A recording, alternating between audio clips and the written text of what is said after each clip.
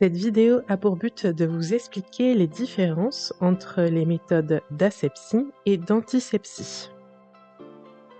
L'asepsie correspond à toutes les méthodes qu'on peut mettre en place pour limiter la contamination, c'est-à-dire qu'on veut empêcher l'introduction de nouveaux microbes dans l'organisme. Quand je parle de microbes, je veux parler de bactéries ou de virus par exemple. Voici quelques exemples de méthodes d'asepsie. Donc vous avez par exemple le lavage des mains, la stérilisation des instruments de chirurgie avant une opération, porter un masque ou des gants ou une charlotte lors d'une opération, ou mettre un préservatif, masculin ou féminin, lors d'un rapport sexuel. Ces méthodes sont là pour empêcher les microbes de passer à travers les barrières naturelles de notre corps et donc de limiter la contamination. Maintenant, l'antisepsie correspond à toutes les méthodes qui vont limiter l'infection, c'est-à-dire qu'on veut limiter la multiplication des microbes. Toutes ces méthodes vont neutraliser, tuer les microbes qui sont déjà présents sur le corps ou sur une surface. Voici des exemples de méthodes antiseptiques. Donc par exemple, désinfecter un plan de travail avec de la javel ou alors mettre un antiseptique sur une plaie, comme par exemple avec de la bétadine, de l'alcool modifié ou encore de l'éosine.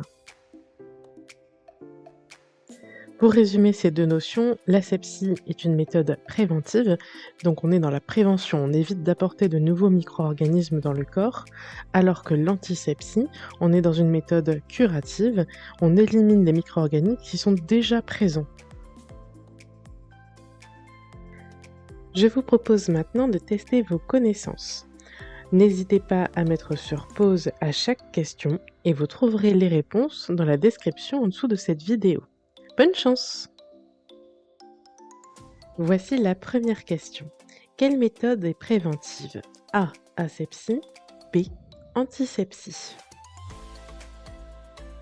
Voici la deuxième question.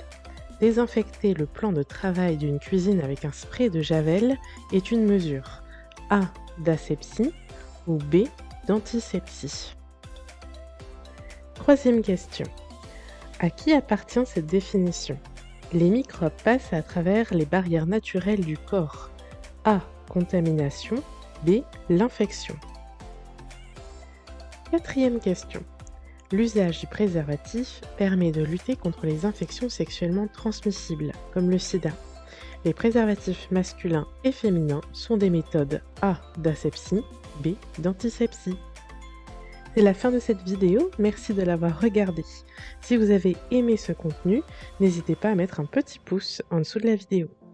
Écrivez un commentaire si vous le souhaitez et abonnez-vous à la chaîne. Vous pouvez également me suivre sur Instagram sur Emily Biologie. À bientôt!